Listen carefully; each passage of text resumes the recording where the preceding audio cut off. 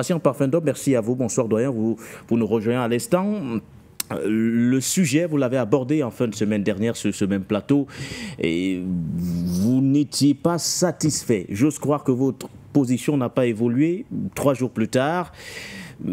Est-ce qu'il fallait nécessairement, dans le contexte tchadien, s'attendre à une rupture totale ou encore définitive?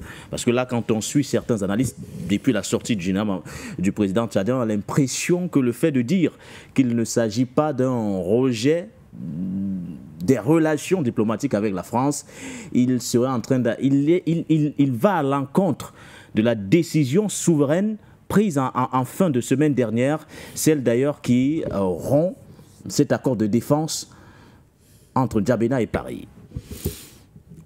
Bonsoir Baudelaire, bonsoir à la grande dame Linda Larbaoui, à tous nos nombreux téléspectateurs et téléauditeurs, sans oublier nos techniciens. Merci une fois de plus pour cette invitation.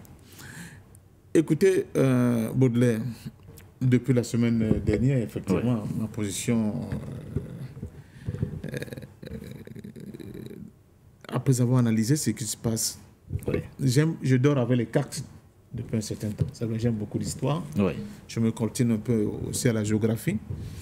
Vous ne pouvez pas parler de géopolitique si vous ne dormez pas avec les cartes. Il faut dormir avec les cartes. Et quand vous dormez avec les cartes, si vous avez la chance d'avoir souvent des visionnages 3D pour ceux qui prennent des avions, vous comprenez très bien ce qui est en train de se passer. Premièrement, cette décision du maréchal Déby, du général Mahamat Idriss Déby, le général Kaka Déby, excusez, comme ça c'est plus facile pour tous ceux qui nous écoutent, est une décision bizarre, c'est le moins qu'on puisse dire. Elle est bizarre, mais elle est aussi une tentative d'emberlificoter l'opinion panafricaine. Parce que depuis que cette annonce a été faite, c'est l'euphorie, n'est-ce pas, dans la galaxie panafricaine. Ce sont les hurrahs, ce sont les cris de, je ne sais pas, de joie. Enfin, nous avons... L'euphorie ne retombe d'ailleurs pas. Voilà. 4 à 5 jours après, le communiqué du ministère tchadien des Affaires étrangères. Voilà. Mais moi, je suis quelqu'un qui ne me laisse plus surprendre. C'est trop facile ce que nous vivons. C'est trop facile, d'autant plus qu'à côté du Tchad, comme Madame Lena vient de le dire, il y a une guerre fratricide terrible au Soudan, qui est en train de se passer, qui a déjà créé plus de 20 000 morts. Les gens n'en parlent pas. Hein. On annonce même l'ingérence de mercenaires colombiens. Voilà, c'est une guerre en vase clos, mais où des Africains sont en train de se faire massacrer. Je parle bien de massacrer. Premièrement. Deuxièmement, les discours de Bokel et même de Macron, parce qu'on n'a pas pris le temps de bien écouter ces discours qui parlent de réduire les effectifs, de réarticuler, n'est-ce pas, la stratégie de la présence militaire française sur notre continent.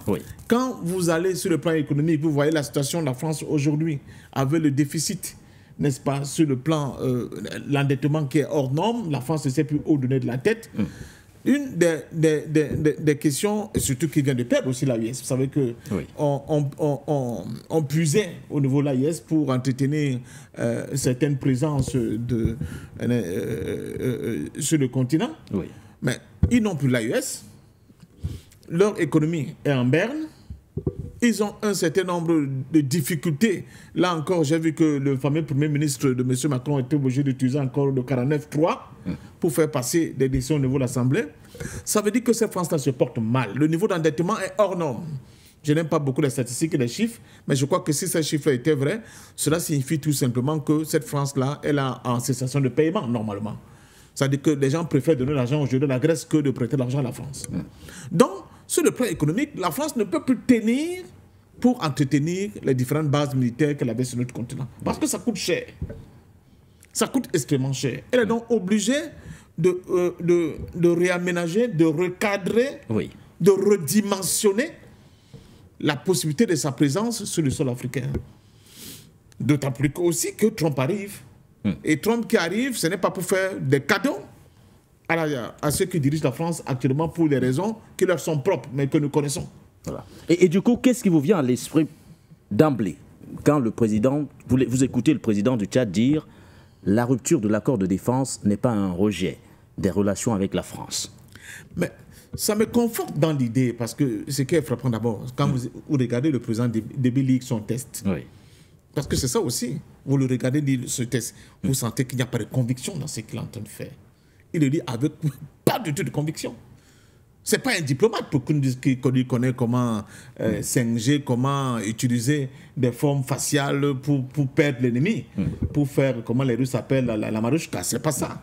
Là, on sent que le gars, il a la peine pour lire ce test. Et qu'est-ce que ça traduit tout cela? Mais ça traduit tout simplement que nous sommes en face d'une situation où il est obligé de déplacer le jeu dans un sens, premièrement. Deuxièmement, il est contraint de dire des choses qui ne vont pas dans le sens de ce qu'il souhaite ou bien de ce dont il est capable de faire. À partir de ce moment-là, il faut ne pas froisser trop un ami qui vous a accompagné dans les moments difficiles.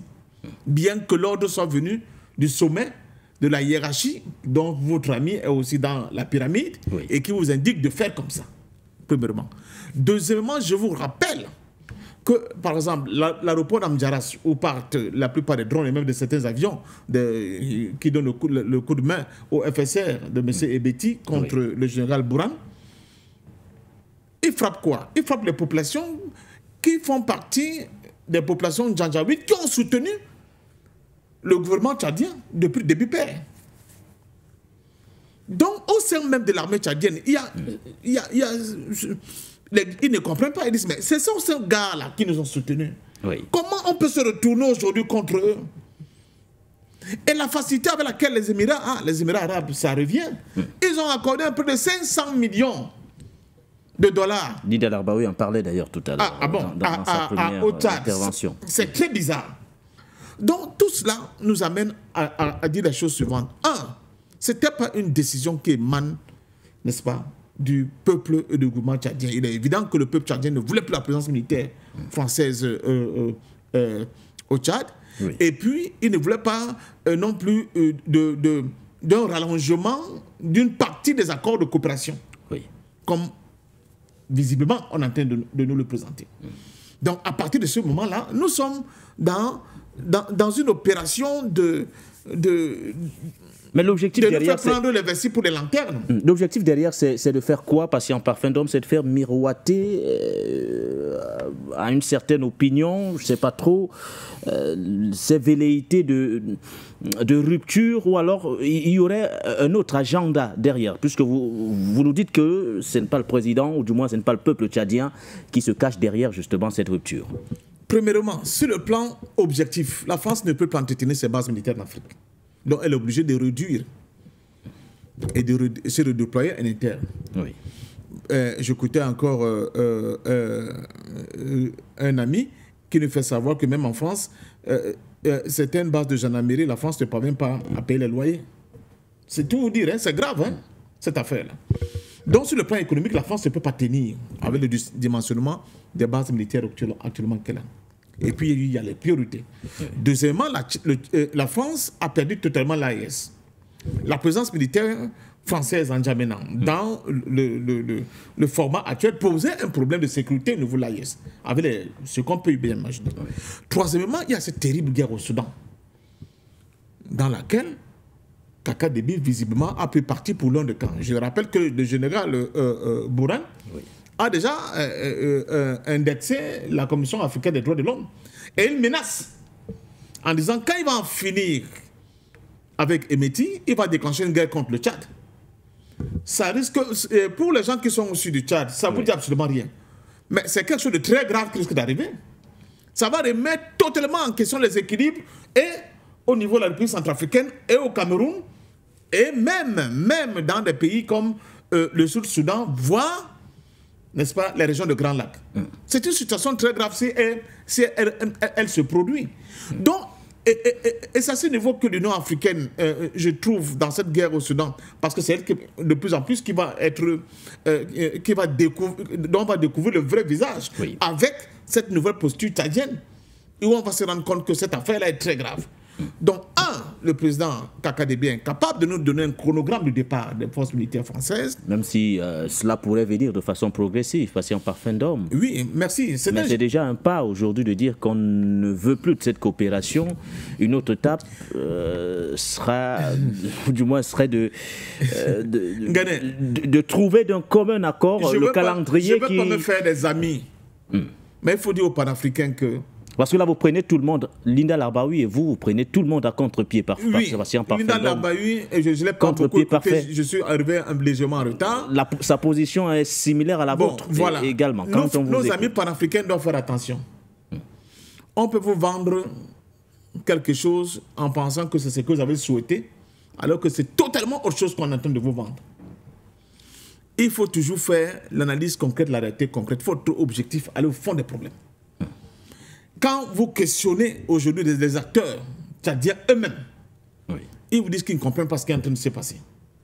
Quand vous écoutez l'attitude ambivalente, même à l'intérieur du gouvernement tchadien, malgré, n'est-ce pas,